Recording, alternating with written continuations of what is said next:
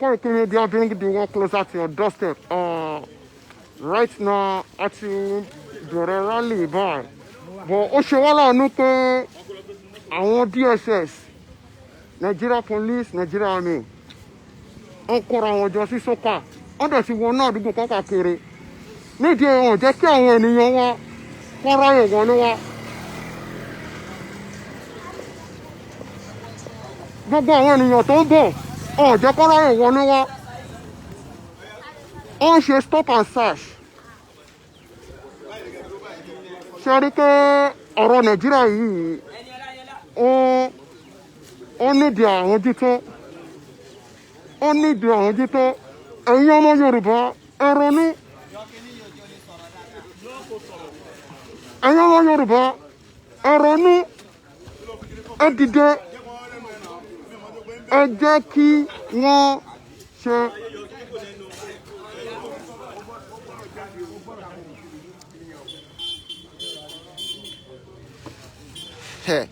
Ó ṣe wá láàánú pé jẹ́ kí àwọn tí wọ́n bọ̀ ní rally kàn wá sí rally. Àwọn DSS wọ́n ti kún sókà. Nigeria Police wọ́n wà ní sókà. Gbogbo àwọn èèyàn tó ń lọ àtìyàn tó ń bọ̀ ní rally àtìyàn tó wá sí rally gbogbo ọ̀nà search. Jẹ́ kó ráyè wọlé.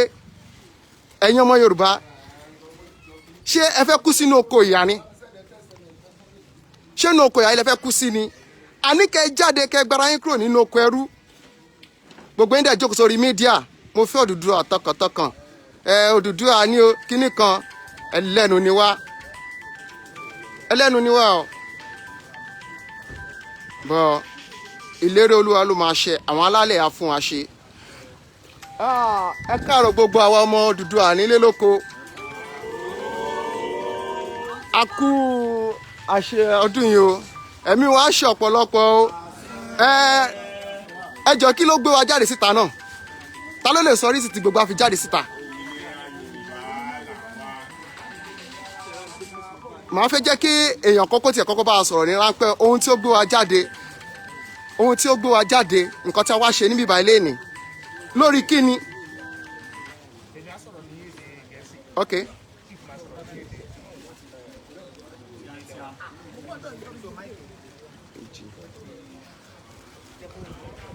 Okay. So, fellow lovers of peace and progress gathered here today. Gentlemen of the press. Good morning, everybody. Good morning. My name is Otumba Ademola, the Global Coordinator of Odua Action Movement, a group working with other Yoruba self-determination groups to restore peace, progress, and development in the southwest region. Today marks 60 years since Nigeria's independence. Why 60 years is a very significant milestone in the life of any nation.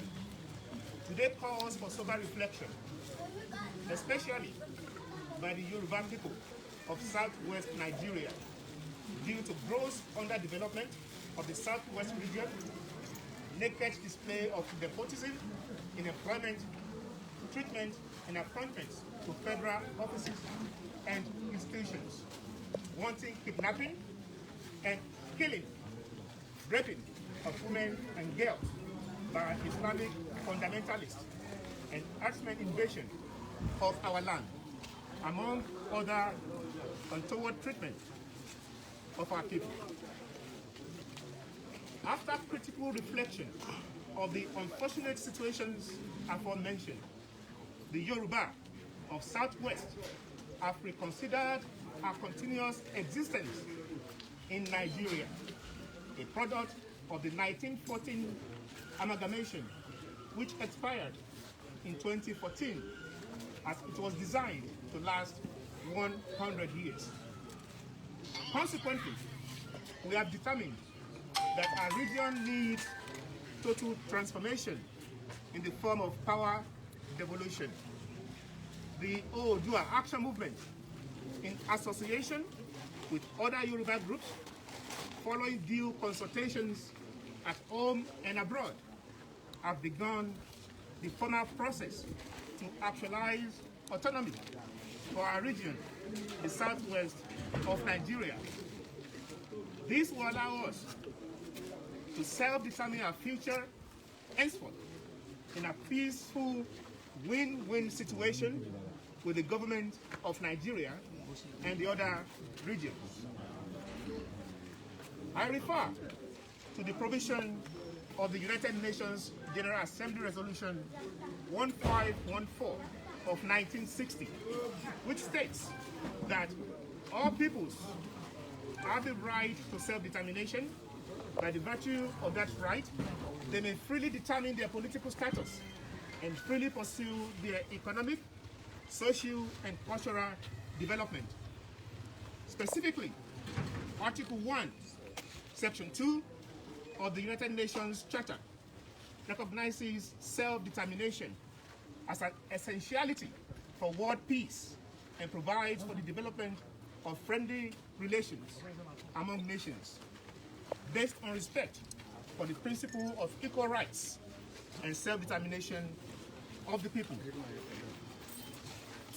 Fellow peace lovers, 2 days ago, September 28, our solicitors delivered our letter to this effect to President Muhammadu Buhari, in which we asked Mr. President to immediately start the process towards actualization of autonomy for the Southwest region.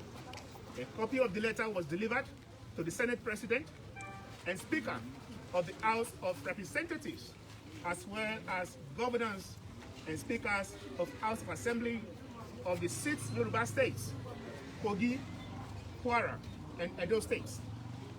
The letter was published on page 30 of the Nation newspaper yesterday.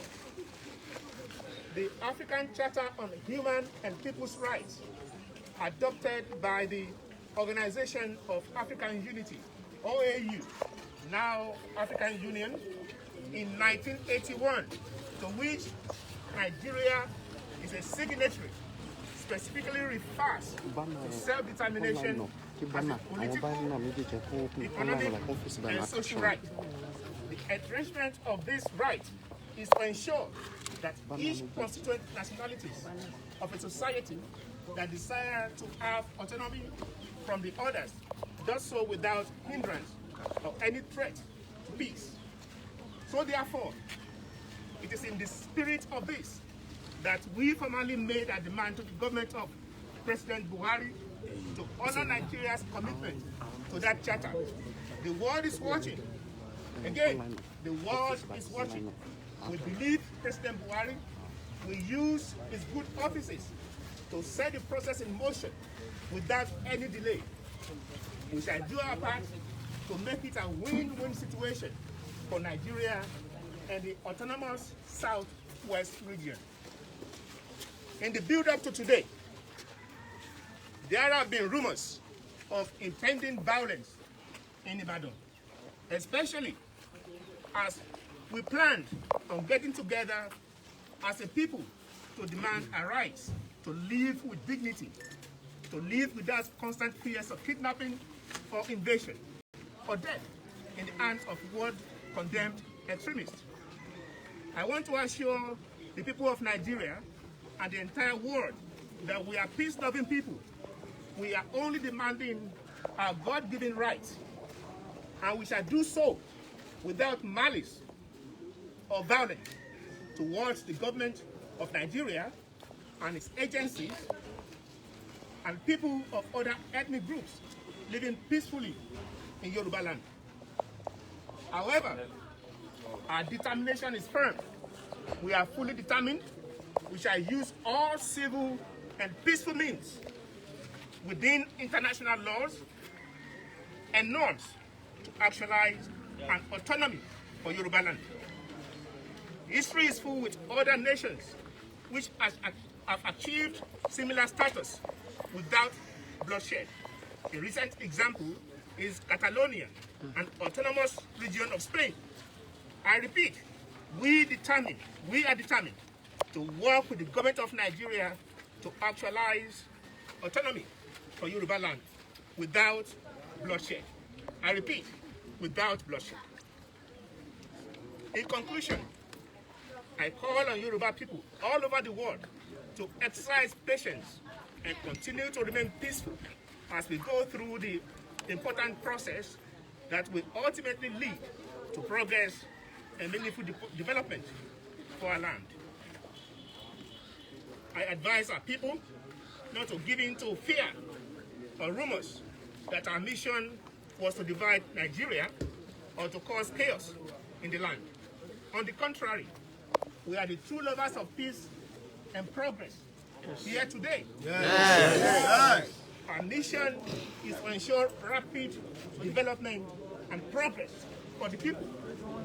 What is the use of an entity without progress and peace for the people? Fellow lovers of peace and progress here today, I salute your passion and determination. We have made our demands. The world has heard us. Even though the government of Nigeria have blocked all routes to this venue with their security agencies, but we have made our demand known to the world. I salute your passion and determination. Similar rallies have been held in major cities all over the world today, including London, Paris, New York, Chicago, and Toronto. I encourage you to continue to be peaceful. Again, continue to be peaceful. We are not enemies of Nigeria. We want progress for all the peoples of the entity. All we aspire and demand is an entity built on strong democratic values and institutions, with supremacy of the rule of law, social and economic justice for all, an autonomous land where every citizen is valued and can live a productive life to realize their full potentials, irrespective of creed, race, ethnicity, or sexual orientation. So we ask, and so we shall achieve. Thank you all for listening. ẹ ṣé gan. Ọmọ Yorùbá ni mí. Ọmọ Yorùbá ni mí. Ọmọ Yorùbá lè mí. Ó kí gbogbo ẹ̀yin ọmọ Yorùbá. Ó kí gbogbo ẹ̀yin ọmọ Yorùbá. Ní ilé lóko lẹ́yìn odi, especially àwọn àtàjọ orójú ara wa yìí. Ṣùgbọ́n ṣe mí láàánú fún gbogbo ọmọ Yorùbá yìí pé a lè dúró lórí ọ̀rọ̀ tá a bá sọ. Sóko ẹrú la wà ní. Sóko ẹrú la wà ní. Aláwọ̀ fẹ́ ṣe peaceful rally láti béèrè ẹ̀tọ́ wa lọ́wọ́ ìjọba Nàìjíríà. Kì í ṣe pé àsopọ̀ àfẹ́ jà, àsopọ̀ àfẹ́ dàlúrú, àsopọ̀ àfẹ́ gbàjọba, àsopọ̀ àfẹ́ dìtẹ̀ gbàjọba náà. Aláwọ̀ fẹ́ béèrè ẹ̀tọ́ wa. Wọ́n wá lọ kó ọlọ́pàá bíi mílíọ̀nù. Wọ́n kó sójà, wọ́n kó gbogbo ẹ̀, wọ́n kẹ́ SSS sí gbogbo ọ̀nà ẹlẹ́mi. Kí ló dé? Sẹ́mi nìkan lọ́mọ Nàìjíríà ni, sẹ́mi nìkan lọ́mọ Yorùbá ni. Gbogbo àwọn táwa jẹ́ Yorùbá àwa sá lọ. Àwọn tájọ sàdéhùn lẹ́nìí gbogbo wa sá. Gbogbo ẹ̀yin tẹ́ jẹ́ bàbá wa ẹ wá lọ fi wá gbowó. Ẹ̀yin tẹ́ jẹ́ gbọ́n wa ẹ lọ fi wá gbowó. Ẹ̀yin ọmọ Yorùbá ẹ̀dẹ̀ ronú Yorùbá. Àṣìlọ́pọ̀ ẹrú náà a ní ká jáde gbogbo yín wá sá pamọ́ ẹnìkan kan wà lè jáde mọ́ ẹ wá sá lọ. Ṣùgbọ́n àwa púrúfù pé ọmọ ọkọ là wa. Ọmọ ọkọ la wa bẹ́ẹ̀ ni. Àṣọpọ̀ abẹ́ dàlúrú. Àṣọpọ̀ abẹ́ dìtẹ̀gbàjọba náà. Àṣọpọ̀ abẹ́ pààyàn. Àmọ́ abẹ́ jáde abẹ́ ṣe ìwọ́de fẹ́rẹ́fẹ́ láti béèrè ẹ̀tọ́ wa lónìí tá a sọ pé òní ní iye Nàìjíríà pé 60 years. Kí ni àṣeyọrí wa? Gbogbo àwọn Yorùbá wa sá lọ, àwa sá pamọ́, gbogbo àwọn bàbá wa ń gbé ẹ má jáde o, ẹ má jẹ́ wọ́n pa yẹn o, ẹ má jẹ́ wọ́n gbé o. Ẹ̀yin bàbá yẹn ẹ̀dẹ̀ bẹ̀rù Ọlọ́run. Ṣéjà là ń jà mí báyìí. Gbogbo ẹ̀yin bàbá Yorùbá tẹ́ sá pamọ́ àtàwọn ẹ̀gbọ́n wa àtàwọn ìyá wa tẹ́ sá pamọ́ ẹ̀yin nu Ọlọ́run. Ilẹ̀ Yorùbá dẹ̀ bí gbogbo yín. Àṣẹ. Àwọn yóò bí. Àwọn alálẹ̀ Yorùbá, gbogbo ọmọ Yorùbá ti ń dalẹ̀ Yorùbá, ilẹ̀ Yorùbá bí. Gbogbo ọmọ Yorùbá tẹ́ ìfi wá gbowó tẹ́ dà wá lẹ́dí. Gbogbo ọmọ Yorùbá tó dà wá ilẹ̀ Yorùbá bí. Àjọ sàdéhùn bẹ́ẹ̀ báyìí láti ṣe lẹ́dí tẹ́ sá lọ ilẹ̀ Yorùbá bí. Gbogbo ọmọ Yorùbá tẹ́ ìfẹ́ ká ṣàṣeyọrí lórí ọ̀rọ̀ Yorùbá ilẹ̀ Yorùbá bí. Gbogbo ọmọ Yorùbá tẹ́ ìfẹ́ ká kó olóko ẹrú ilẹ̀ Yorùbá bí. Wọ́n ṣe máa rí nìyẹn, àwa ṣe wọ́n ta lè ṣe. Bẹ́ẹ̀ni. A gbọ́dọ̀ ṣe jù báyìí lọ. Tẹ́ bá lọ yá àwa rẹ́dì. Ṣùgbọ́n a prove pé yes ọmọ Yorùbá ni wa. Lẹ́nìí gbogbo bí wọ́n ṣe kọ́lọ́pàá tó kó sọ́jà tó kó gbẹ̀ sí gbogbo nílé wa sáà jáde náà ni ajáde aṣọ ara wa pé ọmọ Yorùbá ni wa ẹ̀tọ́ wa là ń béèrè náà àsọpọ̀ àfẹ́ pààyàn àsọpọ̀ àfẹ́ dàlú àsọpọ̀ àfẹ́ yìnbọn àsọpọ̀ àfẹ́ gbàjọba náà a ní ká béèrè ẹ̀tọ́ wa ìyà tí ń jẹ Yorùbá ti pọ̀ jù àwọn kidnapper tó ń jí ogbà wọn ebi lẹ́yìn tó bẹ̀ ta lọ́wọ́ onugbó ta lọ́ bá onugbó bẹ̀ yẹ tó ń kidnap àwọn bọ́dà wa wọ́n kidnap àwọn àǹtí wa wọ́n jí wa lọ́mọ gbé tí wọ́n rẹ̀ bù wọn sẹ́yìn òtó ni ẹ wá lọ sápamọ́ gbogbo ẹ̀yin Yorùbá ẹ wá sá lọ ẹ wá lọ sápamọ́ Yorùbá ẹrú ẹ lágbára o àní sọ jù báyìí lọ ẹ ṣe púpọ̀ gbogbo ọmọ Yorùbá tí ń bẹ nílé lóko ẹ tẹ wà ní London tẹ wà l'Amẹ́ríkà a dúpẹ́ lọ́wọ́ yín èyí ti ṣe wọn tẹ́ lè ṣe ṣùgbọ́n o mo fẹ́ kẹ́ mọ̀ yìí pé gbogbo ẹni diaspora àmọ̀ pé gbìyànjú ṣùgbọ́n mo mọ̀ yìí pé Yorùbá sẹ̀ á dúró gbogbo ọmọ Yorùbá tẹ gbàbọ̀dé fún ẹgbẹ́ yín bàbá wa tẹ gbàbọ̀dé gbogbo ẹ bàbá tẹ gbàbọ̀dé ilẹ̀ Yorùbá bí gbogbo ẹ ọmọ Yorùbá tẹ gbàbọ̀dé ojú sì tì í gbogbo ẹ ọmọ Yorùbá tẹ dalẹ̀ Yorùbá lẹ́nu ilẹ̀ Yorùbá bí gbogbo ẹ ọmọ Yorùbá tẹ dalẹ̀ Yorùbá gbogbo àdéhùn tàjọ ṣe pàjọ sún wọn rálì principal ta alájọ ṣe lẹ́nu. tọ́nà máa wá ní different states. gbogbo ẹ sá padà ẹ sá lọ ṣùgbọ́n mo nígbàgbọ́ yẹ pé bó ti lè wù kí kíní kan ṣe tó Yorùbá lọ sọ bẹ́ẹ̀ ìmọ́lẹ̀ àtàn bókùnkùn bá tó biribiri ìmọ́lẹ̀ ń bọ̀ bó bá pẹ́ títí sẹ́ Yorùbá dúró sẹ́ ọlọ́wọ́ yọ wá lóko ẹrú kó tẹ̀ pẹ́ mọ́ àdéníjà àníyìnbọn ànísàdá àníjagun ẹ̀yin ẹ̀ ń bẹ̀rù ní kò sógun àbẹ́nibọ̀dì jà àdẹ̀sọ́pá fẹ́ẹ́ dìtẹ̀ gbàjọba àfọ àwọn alápẹ̀lẹ́ nìkankan àbẹ́ni kankan jà náà sájà ń sìn sákò sẹ́ẹ̀rì bọ̀ lọ́wọ́ ń sìn abẹ́rẹ́ dà lọ́wọ́ àwa ní kí gbogbo àjọ péra àjọ kájọ jáde fẹ́rẹ́fẹ́ ká béèrè ẹ̀tọ́ ẹ wá sá lọ Ọlọ́run bí yín o ọ̀ya àwọn aládé jọ́sìn lè wà ẹ̀sùn. ẹ ṣì dúró please everybody move back please. kí bá náà wájú èèyàn méjì ni kò dìbò náà. ẹ má kí bá náà ẹ blọọkì wọn ẹ má kí ẹ jẹ́ kí bàbá kó dúró báyìí ẹ má kí bá náà ẹ blọọkì. ó ti connect lo ṣe live lórí media page so get ṣe live yẹn spread ẹ máa snap gbogbo ọbẹ̀ máa send wọn bẹ̀ wọn. ọmọ Yorùbá ṣé ẹ ti rójú ayé báyìí ṣe rí pé ìṣọ̀kan Yorùbá ni àjà kó bọ́dá ní kàdá kọ́ anything gbogbo ẹ̀yin tẹ́ wà lórí mídíà tẹ́ wà ní Nàìjíríà ní location náà.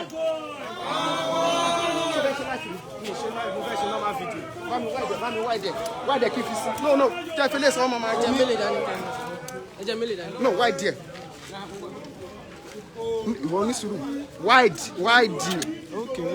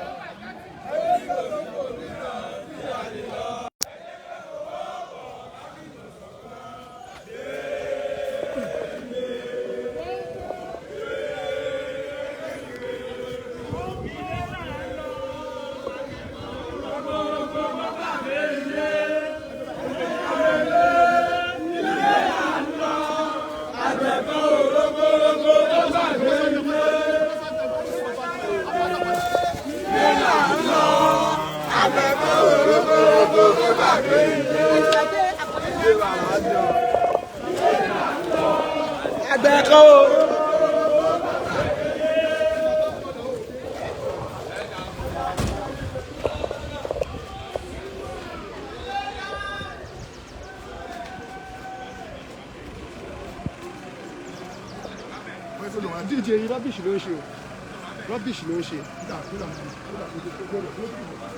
kò gbọ́ kankan. ó yẹ kó o ti jẹ́ kó sẹ́ẹ̀ mike náà fẹ́ lò ó máa pè é sọ̀rọ̀ no ìbọn láti gbà ó 3 hours ago and one day to ìbọn lọ́fẹ́ sẹ́ẹ̀tì. ṣe mike kan náà fẹ́ lò ní.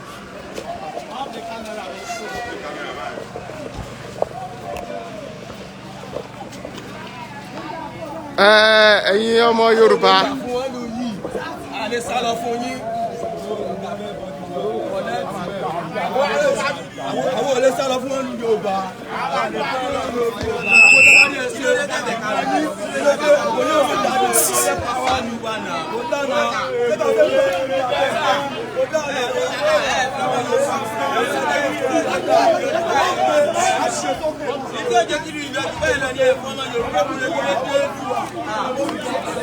Bana kejì. Bana kejì. Bana yẹn. Bana.